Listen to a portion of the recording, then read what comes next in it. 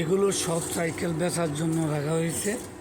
এখানে racing cycle আছে, jumping cycle আছে, সব কোয়ালিটির সাইকেল, ব্যাটারিওয়ালা সাইকেল আছে। এগুলো সব ব্যাটারি সাইকেল।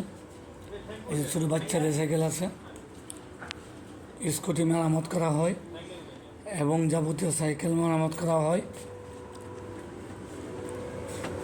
এই যে মেকানিক একজন, এই যে উনি একজন মেকানিক, এই যে উনি একজন মেকানিক।